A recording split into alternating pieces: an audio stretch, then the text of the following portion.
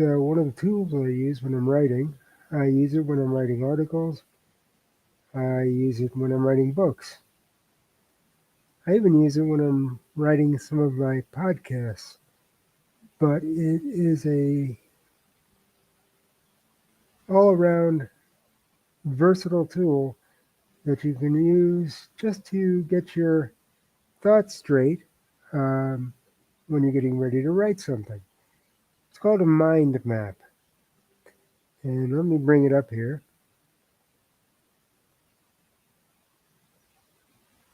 And you can see that a mind map is, it's kind of like an outline, but it really isn't.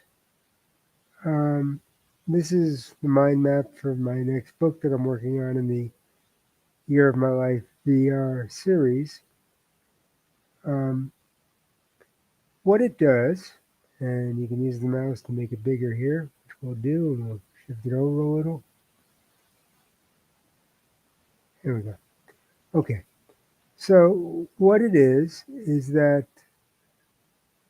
I take all the thoughts of what I want to put into the mix. Think of it as baking a cake. These are all the ingredients, and you go a little wild. It doesn't have to be just these ingredients, just the main ingredients. You can throw in a whole bunch of stuff, even if you don't use it. And that's the beauty of a mind map. It allows you to see all the things you want to do and see whether any of them work or don't work. I like to say this is what you use before you start outlining, if indeed you're one of those writers who outlines. Some don't. They're called seat of the pants writers, and they kind of just write. I don't do that because I find that it's too unstructured and it ends up being, in my mind, too confusing to the reader.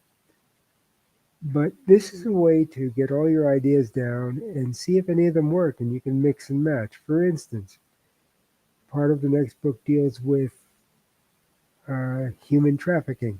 In fact, that's the main mystery plot. Now, that's not the crime that's going to happen, although it is a crime.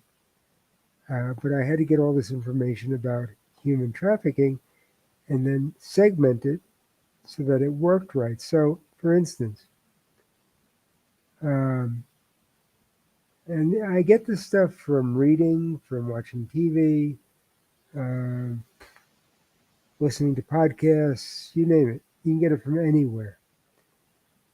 So the main thing is, obviously, I had to put a title on what this was. And the main thing was, obviously, the book, which is this. Now, I wanted to get AI into the mix because AI is everything these days. And I wanted to keep the book as current as I possibly could. So, at some point, I want to put AI in there, but that's kind of sitting out there all by itself because I don't know really what to do with it yet. Um, but I wanted to figure out all the ways that human trafficking occurs. There's a group called Missing and Exploited Black People. It's an actual group that I could get information from. My mouse is acting weird today. Um, there's alleged trafficking victims who accepted jobs posted on Facebook to work in the Philippines to find players for online games. I didn't make that up.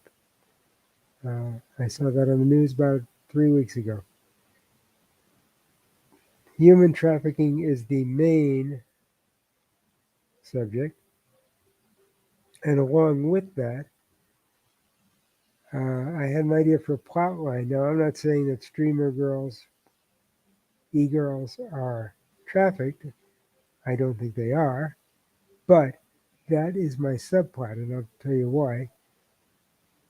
In the area of human trafficking, you go to streamer girls, and then there's one Amaranth.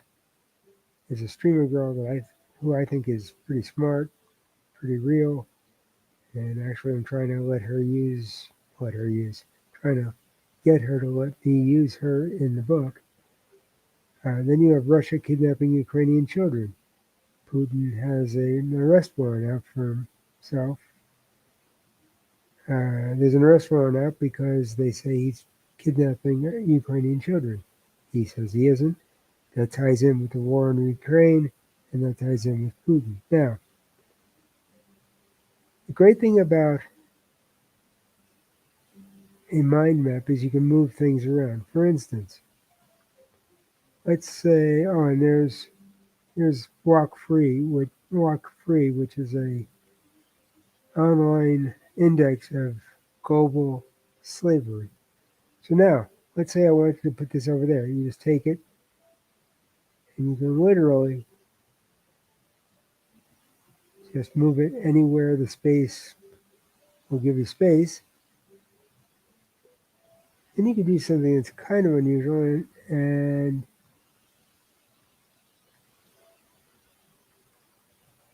you can take this. I can do it here. And you can tie it into, say,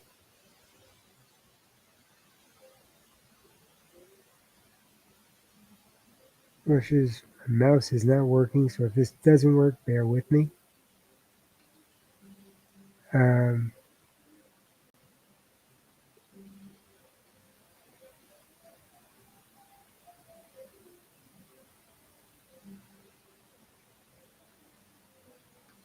by the way, if you click twice, there we go.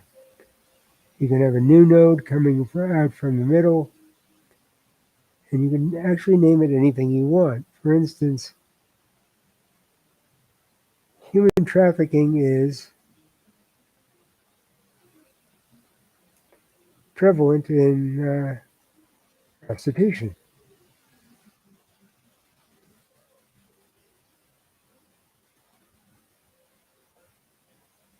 I live in Las Vegas,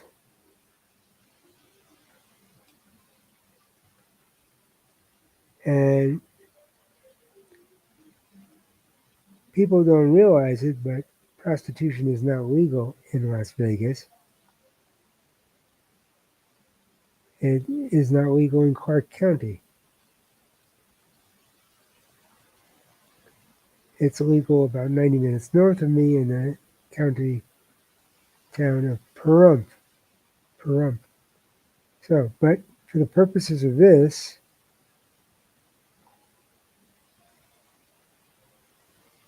we're going to say Las Vegas.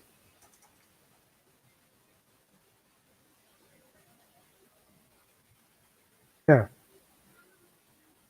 as I said, I may not end up using any of these, or I may end up using all of them.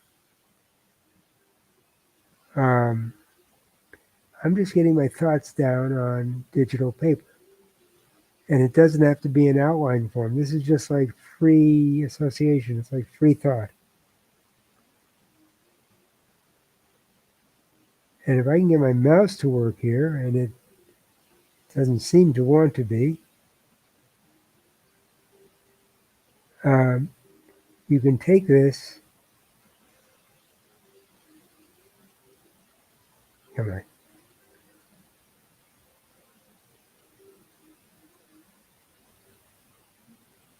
Come on, mouse.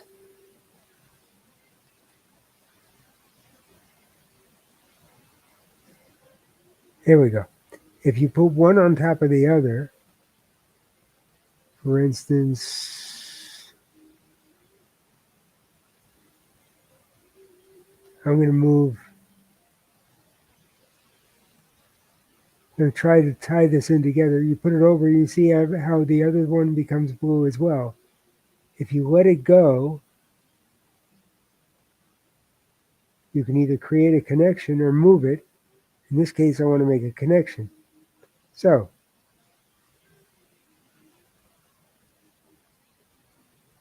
now I've made the connection between prostitution, Las Vegas, and then an arrow going to missing and exploited black people. That's kind of like a secondary connection. And that's why it's called a mind map, because you can move it all over the place. Um, And basically, you create a map of all the thoughts that are in your mind and uh, the research that you do to see if it works. I mean, you can look at this and see, okay, I've got prostitution, and let's get the mouse back. There we go. I got Las Vegas. I'm missing and exploited black people. Does that work? Well, yes, it may work on a secondary scale. So we've got that. We can take the Walk Free's Global Slavery Index. Let's do that one. Light it up. You take it and you move it up to here. There we go, until it lights up. And we'll make a connection there. Now, the other thing you could do, so now you have a connection between the Global Slavery Index and this. Now, you can also move things to a new, for instance, new host. For instance, if we take this and we move it here to where it lights up,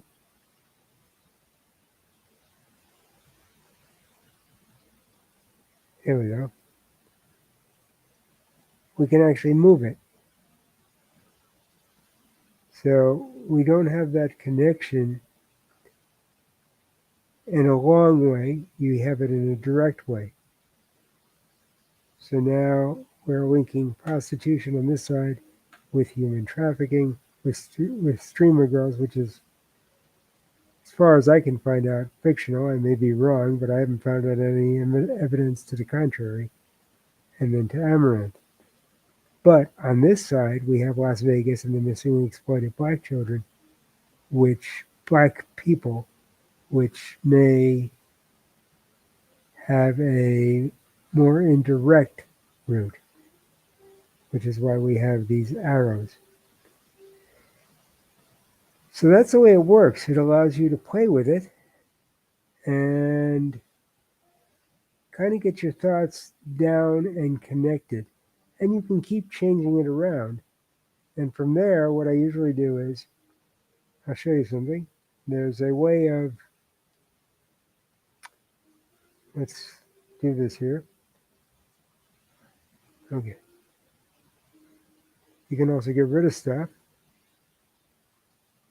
But the other thing you can do, there we go. We bring up the, it was just up here. There we go. Come on, mouse. Do your thing. Okay. The other thing you can do is you can then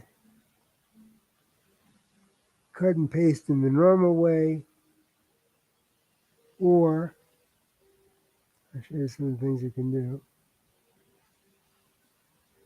You can export it. You can reset it. You can export it to something else. Out of mind map. Or you can just copy it and use it as part of a broader scheme in terms of your outline. And I use another thing called Scrivener. We'll go into that later. It's a little bit more involved than this is. This is pretty cut and dry. It's kind of like operating on a whiteboard, but on a digital scale. And you can save it, which eventually I like to do. So let's save this.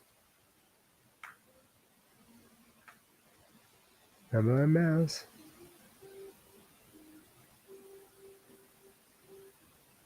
And we save it. So that's basically what a mind map does.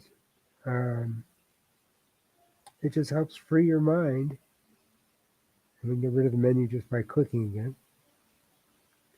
Helps free all the thoughts in your mind and get them down on digital paper and it gives you something to look at to Mm. see whether this map that you've laid out of your story will actually work for the reader. And again, we're writing for the reader, we're not writing for ourselves. So it allows you to think about what the reader sees when they look at something like this. And that's just a short introduction. What I'm going to do now is just before we go here, I'm going to stop sharing this. You'll see my big head in a minute. There it is.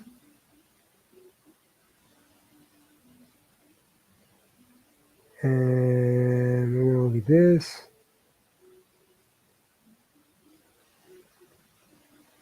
Just in case you were wondering what the finished product might look like, this is my website. Um, these are the platforms I'm simultaneously um, on when I'm doing this. But you can also get a free copy of my book. It's totally free. It's on Amazon for nothing. And if occasionally they put a 99-cent price on it, and then I get in touch with them and they put it back down to zero. But in case they do, you can see a preview of it. You can read a preview of it. It's on every other platform, and there are links to every other platform. And it's also free on this month till the end of July. It's free on Smashwords. So you can check that out and check out some of my other writing.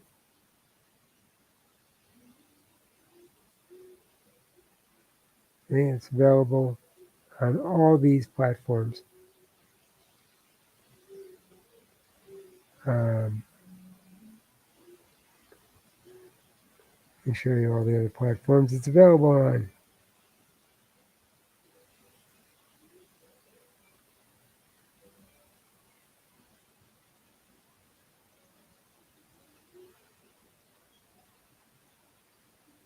It's available on all these platforms. And if you go to back to my website, you can see other samples of my writing. I pretty much use the same procedure for everything I write, whether it's an essay or whether it's a magazine article or books or my podcast.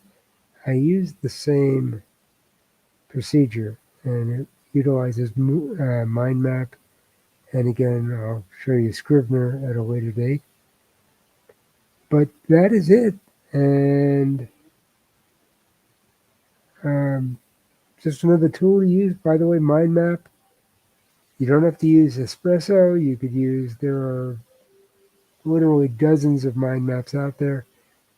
Just do a search in the Play Store, or if you're using Apple, you can go to that store and just do a search for mind map. And some of them will show up. Some of them are free. Some of them are just a nominal fee, like you can buy it for $2.99, $3.99. That's it. Um, but you just find the one that works best for you. So, in any event, that is it. Um, I will be back and be working on my writing some more. I hope you join me. Until then, be good to yourself, be good to everyone else, and take care. And I'm going to go, oops, I'm going to go sign off here. Until the next time. So you take care of yourselves.